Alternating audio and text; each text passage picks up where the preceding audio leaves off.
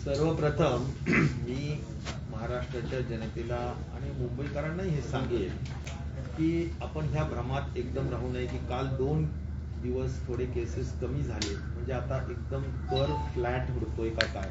मी पहिला एकदम क्लॅरिटी देऊ इच्छितो की अजिबात आज एकदम कर फ्लॅट व्हायला निघाला अशा पद्धतीचं वातावरण निश्चित प्रकारे नाही. कारण आजचे सुद्धा केसेस जे रिपोर्ट होत आहेत ते 46,000 केसेस आहेत आणि त्यामुळे आता जे केसेस तुम्हाला अजून आलेले नाही तुम्हाला अपडेट, परंतु 46,000 आजचे केसेस आहेत आणि त्यामुळे कुठे असं एकदम फ्लॅटनिंग ऑफ कर्व सुरू झालेला आहे अशातला कुठलाही भाग नाही. हा पहिला विषय मला सांगायचा आहे. पॉझिटिव्हिटी रेट आजही राज्याची 21.4% आहे आणि मुंबईची पॉझिटिव्हिटी रेट 27%च्या पुढे आहे आणि त्यामुळे मला असं म्हणायचं की पॉझिटिव्हिटी रेट आहे, केसेस वाढत आहेत. साधारणपणे आज आपल्या ऍक्टिव्ह केसेस 2,25,000च्या दरम्यान आपल्या ऍक्टिव्ह केसेस एकंदर आजच्या स्थितीत आहे. मला त्यातला एक दिलासादायक एकच विषय नक्की सांगायचा आहे ज्यामुळे पॅनिक सिच्युएशन असू नये. कुठल्याही परिस्थितीत भीती आणि घाबरून जाण्याचा कुठलाच विषय नाही. जरी संख्या वाढत असली तरी सुद्धा त्यातला सगळ्यात जमेचा भाग असा आहे की 86% लोक हे होम क्वारंटाईन किंवा सीसीसी मध्ये आहेत. म्हणजे अत्यंत सर्दी खोकल्यासारखा विषय आहे. 86%. मग उर्वरित 14% जे हॉस्पिटलमध्ये आहेत ते 14% कोण आहेत आणि कोणत्या स्थितीत आहेत. तर त्या 14%मध्ये साधारणपणे जे म्हणजे आपण व्हेंटिलेटर, आयसीयू आणि ऑक्सिजन रिलेटेड आयसीयू अशा ह्याच्यामध्ये साधारण टक्केवारी जर तुम्ही एकूण ऍक्टिव्ह केसेसच्या जर बघितली तर ती आहे आयसीयू मध्ये 0.91%. म्हणजे 1% सुद्धा कमी लोक आयसीयू मध्ये आहेत. व्हेंटिलेटरवर किती आहेत तर 2.25 लाखाच्या 0.32% हे व्हेंटिलेटरवर आहे. ऑक्सिजन आणि व्हेंटिलेटर म्हणजे आयसीयू मधलंच असेल असे किती आहेत तर 0.59%. आणि डीसीएचसी म्हणजे जिथे फक्त ऑक्सिजन बेड्स आहेत अशी जी काही कॅटेगरी असते हॉस्पिटलची त्याच्यामध्ये 1.89% हे त्यामध्ये आहे. असं एकंदर 2.8% हे आपण ज्याला म्हणू की गंभीर कॅटेगरीच्या मध्ये एकूण असलेल्या ऍक्टिव्ह केसेसचे रुग्ण आहेत 2.8%. आणि त्यामुळे मला हा त्यातला भाग मुख्यतः सांगायचा आहे की मृत्यू दर जर आपण बघितला तर सप्टेंबर मध्ये होता 1.61, ऑक्टोबर मध्ये 1.78, नोव्हेंबर मध्ये 1.73 आणि डिसेंबर मध्ये तो एकूण ऍक्टिव्ह केसेसच्या ज्या काही मृत्यू दर आहे तो कमी आला तो 0.50 आणि जानेवारीमध्ये आजपर्यंत जे काय आता 11-12 जानेवारी पर्यंत आहोत आपण, अर्धा जानेवारी महिना संपलाय तर 0.03%. त्यामुळे डिनॉमिनेटर वाढतोय म्हणजे खालचा जो काही संख्या ऍक्टिव्ह वाढते त्यामुळे मृत्यू दराची निश्चित प्रकारे पर्सेंटेज जे आहे ते कमी त्या ठिकाणी होतानाचं चित्र पाहायला मिळतंय. आपण बऱ्याचदा असं म्हणतो की साधारणपणे मुंबईमध्ये सुद्धा आणि राज्यामध्ये सुद्धा लोकांना कसं झालेलं आहे की आपण RT-PCR आपली राज्याची एकूण क्षमता आहे 2 लाख केसेस आपण करू शकतो, टेस्ट करू शकतो. तर 2 लाख टेस्ट करू शकतो तर तेवढ्या आपण पूर्ण करत आहोत. या उपर आमच्या विभागाने संपूर्ण कलेक्टर्स, कमिशनर्सला सूचना देण्यात आलेल्या आहेत की तुम्ही रॅट म्हणजे रॅपिड अँटीजन टेस्ट मोठ्या पद्धतीनं करा.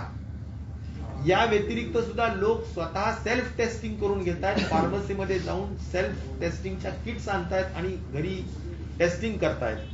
तर असे लोक बऱ्याचदा पॉझिटिव्ह असताना सुद्धा रिपोर्ट करत नाही आणि अशी जी काही आहे त्यासाठी सुद्धा कलेक्टर्स, कमिशनर्सला आम्ही फार स्पष्ट सूचना दिल्या की जर एखाद्यानी द्या आणि त्यांनी होम क्वारंटाईन लोकांसाठी सुद्धा त्या ठिकाणी to do and not to do म्हणजे काय करावं काय नाही करू या संदर्भातले सुद्धा काही व्यवस्थित मार्गदर्शन त्या ठिकाणी करण्यात आलेलं आहे.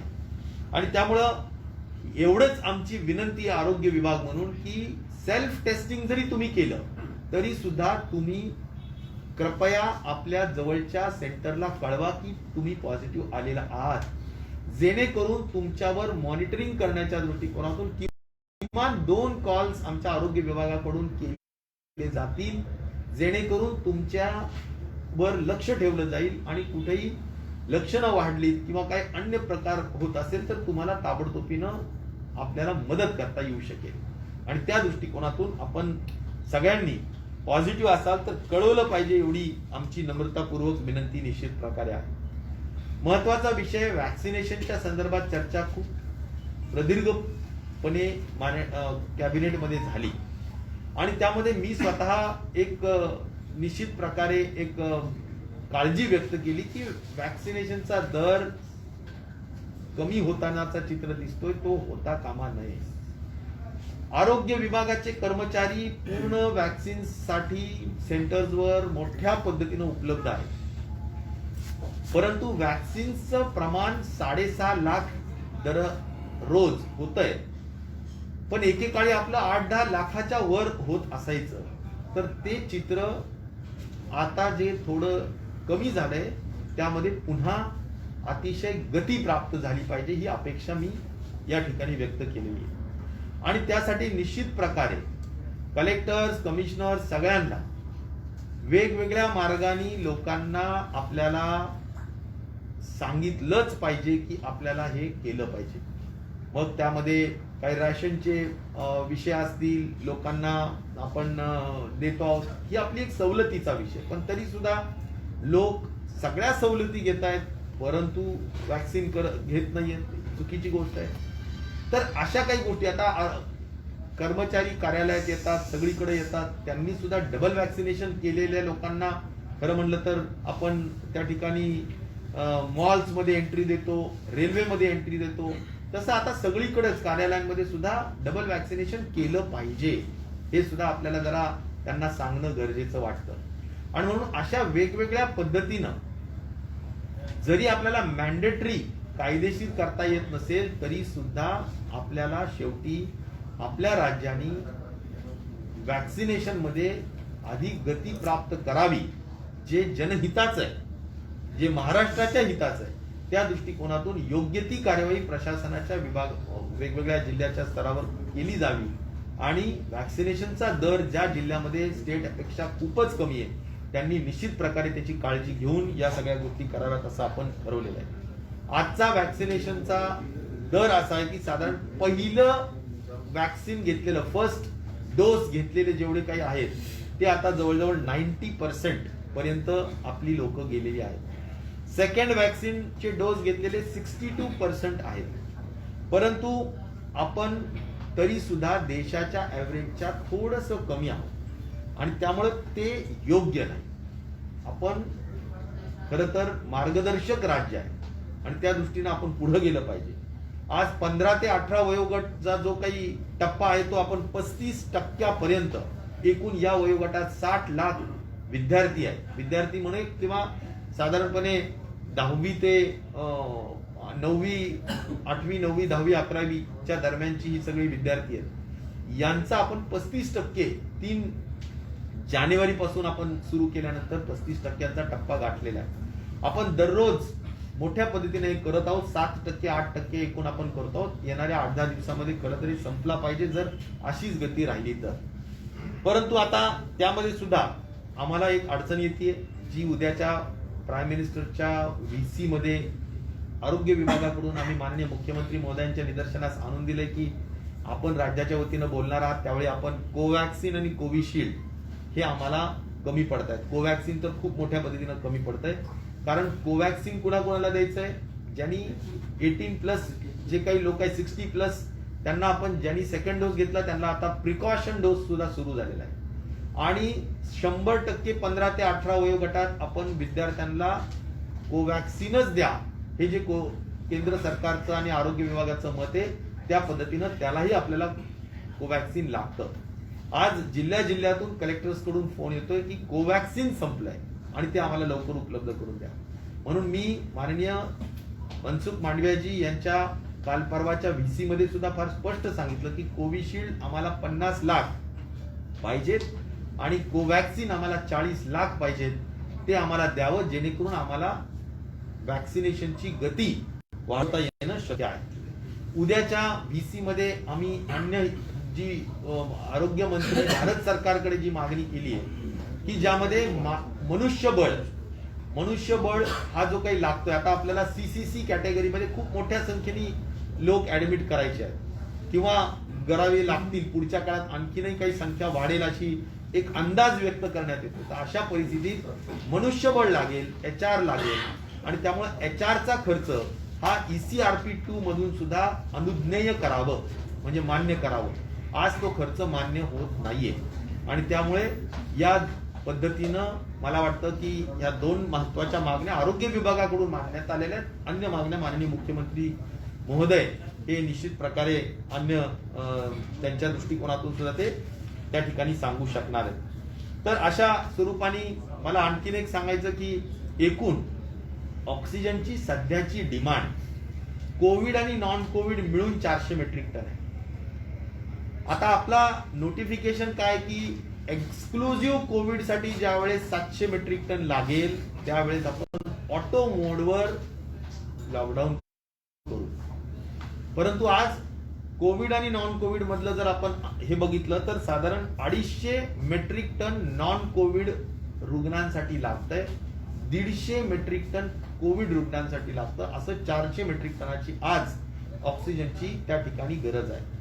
आता नॉन कोविड म्हणजे कोण, तर आपण ज्या ऑपरेशन्स करतो, प्लॅन्ड ऑपरेशन्स करतो, त्यांना जे ऑक्सिजन लागतं ते सगळं त्याच्यात गृहीत धरलेलं आहे. आणि आपण ज्यावेळी कोविडची सेकंड पीक आली होती किंवा सेकंड वेव्ह आली होतं त्यावेळी आपण कंप्लीट नॉन कोविड थांबवलं होतं, विनंती करून थांबवलं होतं की सगळ्या ऑपरेशन करणाऱ्या लोकांच्या सर्जन्सला की आपण प्लॅन्ड सर्जरी करा, नंतर करा. तर त्या अनुषंगाने या सगळ्या गोष्टी मुद्दाम मी सांगू इच्छितो की अशी पॅनिकी होण्याची सिच्युएशन जरूर नाही, परंतु आपल्याला काळजी घेणं गरजेचं आहे, सतर्क राहणं गरजेचं आहे आणि त्यामुळेच काही महत्वाचे निर्बंध माननीय मुख्यमंत्री महोदयांच्या स्तरावरून जे मान्य झालेले आहेत त्यांना आपण पूर्णपणे अनुपालन करून सहकार्य करावं अशी आमची विनंती आहे. शाळेच्या बाबतीत सुद्धा चर्चा प्रदीर्घ झाली आणि जे काही आता ग्रामीण भागामध्ये सुद्धा शाळेंच्या म्हणजे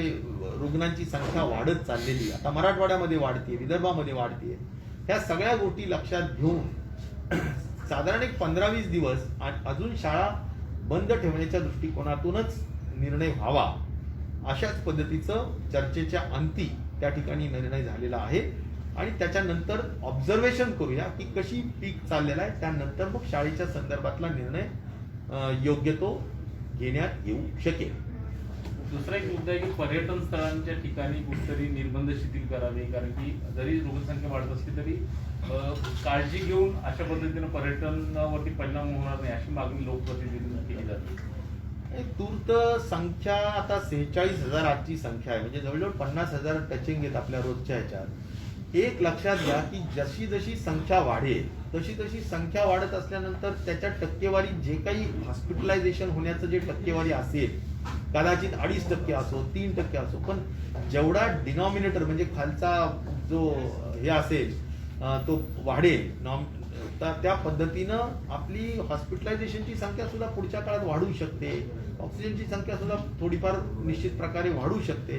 या सगळ्या गोष्टी लक्षात घेऊन आपल्याला पर्यटनाच्या बाबतीत असो किंवा अन्य बाबी असो ज्या आज तेवढ्या महत्वाच्या नाहीये, तुलनात्मक आपल्या सगळ्यांच्या आरोग्य आणि जीवित हानीच्या तुलनेमध्ये, त्यामुळे तूर्त मला असं वाटतं की सध्याचा कोविडचा जो कहर चालू आहे संख्येचा त्याला अनुषंगून तूर्त जानेवारी एंड फेब्रुवारी 1st-2nd वीक पर्यंत मला वाटतं फार शिथिलता येईल असं अंदाज माझा स्वतःचा वैयक्तिक आहे. शिथिलता येईल असं वाटत नाही असा अंदाज माझा निश्चित प्रकारे आहे. त्यामुळे थोडं माझ्या महाराष्ट्राच्या जनतेने सुद्धा या संदर्भात खूप घाई करू नये. सध्या निश्चित प्रकारे आपल्याला कुठल्याही परिस्थितीत संसर्ग थांबवणे हा शासनासमोरचा एक प्रथम प्राधान्याचा विषय आहे आणि तो निर्बंधाने आणि वॅक्सिनेशनने या दोन गोष्टींनी थांबू शकतो असं तज्ज्ञांचं आणि टास्क फोर्स आणि केंद्र शासनाचं मत आहे. त्या अनुषंगाने या सर्व गोष्टी करण्यात आलेल्या आहेत. एकीकडे त्रिसूत्रीचे पालन करण्याचे निर्देश दिलेले आहेत आणि मास्क लावू नये याच्यासाठी अनेक सामाजिक कार्यकर्ते रस्त्यावर उतरून आव्हान करतात की मास्क लावू नये. याच्यावरती तुमचं काय? मास्क लावू नये असं म्हणणारे जे कोणी असतील त्यांच्यावर कायदेशीर कारवाई करण्यात येईल. पुढे सर 98 लाख लोकांनी अजूनही एकही डोस घेतलेला नाहीये. काय आपण निर्बंध करत राहणार आहे? कायदेशीर बंद करणार आहे? तीच मी माहिती दिली की आपल्याला जे म्हणून आपल्याला या संदर्भाने म्हणजे वॅक्सिनेशन किंवा लसीकरण व्हावंच यासाठी जे म्हणून आपल्याला करणं शक्य असेल, समजावून सांगून असेल किंवा काही त्यांच्या संदर्भात मला असं म्हणायचं की कडक पद्धतीनं काही कारवाई करण्याच्या संदर्भातला विषय असेल. कारवाईचा अनुषंगाचा अर्थ असा की अनेक ठिकाणी ज्या काही हा शासनाचाच राष्ट्रीय कार्यक्रम आहे वॅक्सिनेशन, आणि या वॅक्सिनेशन राष्ट्रीय कार्यक्रमामध्ये कुणीही अडथळा आणू नये किंवा कुणीही त्यामध्ये मनमानी करू नये की आम्ही करणार नाही. ही बाब राष्ट्रहिताच्या विरुद्ध आहे आणि म्हणूनच मला असं वाटतं की त्याला अनुलंबून जे काही करणं शक्य असू शकेल ते प्रशासनाला करण्याच्या सूचना आम्ही निश्चित प्रकारे देऊ. परंतु वॅक्सिनेशन आम्ही निश्चित प्रकारे करू, त्याला अग्र क्रमांक देऊ. सर, एकीकडे राज्य सरकार निर्बंध लावत आहे पण दुसरीकडे आपण बघतो रस्त्यावर गर्दी असेल, लोकलमध्ये गर्दी आहे. ही गर्दी कशी कंट्रोल करणार तुम्ही? आता तुम्ही सांगा की एकीकडे आपल्याला व्यावसायिकांचंही बघायचंय, हातावर पोट आहे त्या लोकांचंही बघायचंय, राज्यही चालवायचंय, राज्याचंही उत्पन्न वाढवायचंय, सगळ्याच गोष्टी करायच्यात. या सगळ्या गोष्टी करत असताना जर तुमचा रेल्वेमध्ये गर्दी होत असेल तर आपण त्याच्यात एक रायडर टाकलं, एक कंडिशन टाकली, अट टाकली की बाबा तुम्ही डबल वॅक्सिनेशन असाल तरच जा, मॉलमध्ये जायचं असेल डबल वॅक्सिनेशन असेल तरच जा. अशा अनेक गोष्टींच्या संदर्भाने अटी शर्तीच्या अनुषंगाने मोठ्या पद्धतीनं गर्दी कमी करण्याच्या संदर्भातील योग्य ते पावलं राज्य सरकारने टाकलेले आहेत. मला वाटतं त्याचं एका चांगल्या स्पिरिटने महाराष्ट्राच्या जनतेने घ्यावं आणि त्याला चांगला प्रतिसाद द्यावा आणि सकारात्मक प्रतिसाद द्यावा आणि सहकार्य करावं अशी माझी नम्रपूर्वक महाराष्ट्राच्या जनतेला